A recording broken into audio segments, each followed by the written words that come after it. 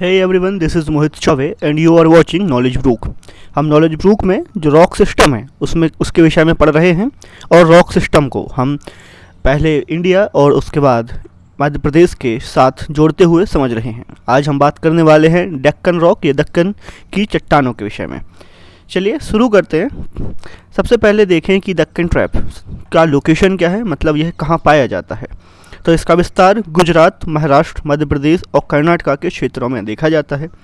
अब यह एक अवधारणा है और इसके प्रमाण भी हैं कि जो दक्कन ट्रैप है वह पूरा का पूरा ट्रैप, जो कि पूरा का पूरा क्षेत्र है, इसको ट्रैप भी इसीलिए कहा जाता है क्योंकि ये लावा से बना हुआ है और बार बार लावा के जो भी लावा आता गया और ठंडा होता गया, फिर से लावा फैलता गया इस क्षेत्र में और फिर ठंडा होता गया। तो इस प्रकार एक जाल की तरह, एक सीढ़ी नुमा आकृति हम कह सकते हैं, एक जाल कह सकते हैं, इस ट्रैप में डेवलप होता गया। यहाँ पे क्योंकि बार बार लावा के आने से इस क्षेत्र की चट्टानों का और इस क्षेत्र का निर्माण हुआ है, इसलिए यहाँ पे फॉसिल नहीं पाया जाता। और जो ये चट्टानें हैं, क्योंकि ये लावा जो था वह बेसाल्टिक लावा था, इसलिए ये जो यहाँ पे चट्टानें पाई जाएंगी वह बेसाल्टिक चट्टानें होंगी।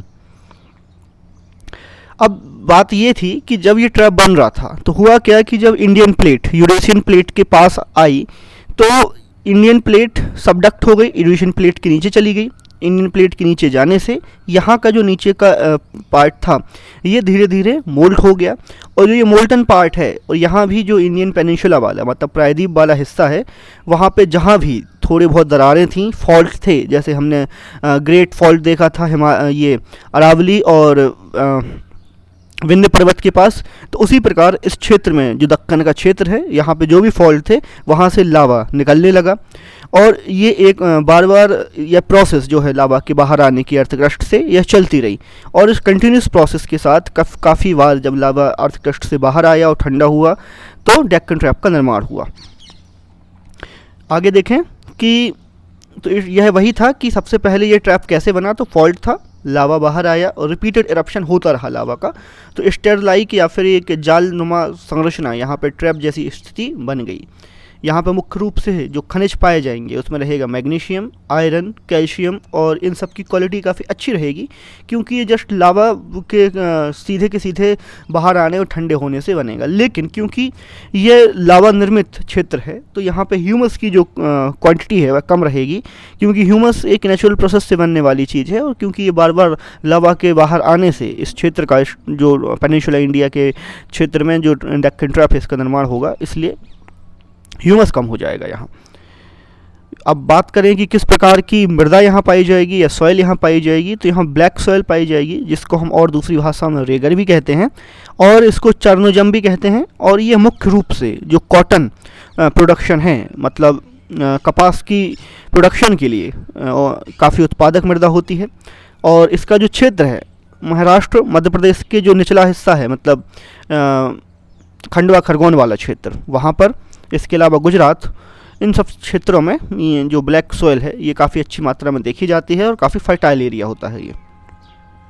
इस क्षेत्रों में जो नाइट्रोजन और पोटेशियम, मतलब जो ये ब्लैक सॉइल है, यहाँ पे नाइट्रोजन और पोटेशियम की कमी पाई जाती है। और जो काराकोरम रेंज है, ये जो पूरा, ये सब डेक्कन ट्रैप के ही परिणाम स्वरूप बनी है।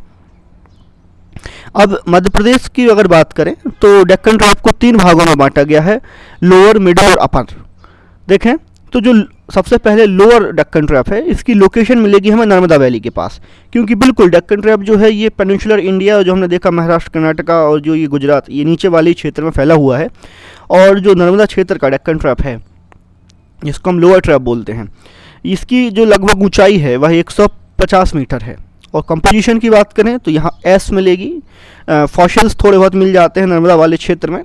और जब हम मध्य प्रदेश का इतिहास पढ़ते हैं तो फॉसिल वगैरह की स्टडी के बारे में भी हम पढ़ेंगे कि मध्य प्रदेश में कहाँ कहाँ और किस किस काल के फॉसिल्स मिले।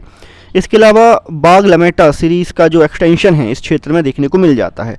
बाग और लमेटा कुछ जो अच्छी क्वालिटी के यहाँ पे लाइम स्टोन्स वगैरह मिलते हैं, और बाग सीरीज़ और लमेटा सीरीज़ का एक्सटेंशन यहाँ मिल जाएगा। बाग सीरीज़ और लमेटा सीरीज़ के अलावा जो मध्य भारत का पठार है इस क्षेत्र में, और थोड़ा बहुत इसका और विस्तार मिलता है बाग लमेटा सीरीज़ का। लेकिन जो इस क्षेत्र में है लोअर ट्रैप में, यहाँ पर ज़रूर ये नर्मदा सोन वैली के आसपास मिल जाते हैं।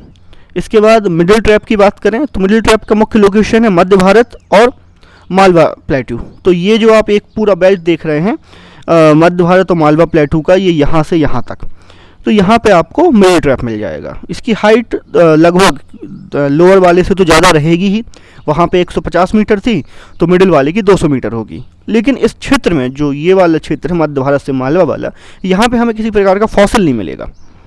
और आगे बात करें फिर हम और आएंगे तो अपर ट्रैप की तरफ आएंगे। तो अपर ट्रैप की जो लोकेशन है ये मालवा प्लेटू के क्षेत्र में ही मिलती है और यहाँ पे भी काफ़ी सारी मात्रा में फॉसिल्स मिल जाते हैं क्योंकि ये नर्मदा वैली के पास है। तो उम्मीद करते हैं कि आपको जो डेक्कन ट्रैप है उसका विस्तार और मुख्य रूप से इसका मध्य प्रदेश में कहाँ क्या महत्व है और किन किन पार्ट्स में, किन किन भागों में मध्य प्रदेश में इसकी स्टडी की जाती है, वो सभी आपने देख लिया होगा। और इसके अलावा अब आगे जो भी टर्शरी और क्वाटरनरी मतलब रॉक सिस्टम है उसके बारे में हम जानेंगे और फिर हम स्टार्ट करेंगे अगले पार्ट्स को जो मध्य प्रदेश की ज्योग्राफी से संबंधित हैं, जैसे सॉइल्स एंड रिवर्स को। Thank you so much, thank you for watching. और अभी तक अगर आपने इस चैनल को लाइक से सब्सक्राइब नहीं किया है तो प्लीज़ कर लें।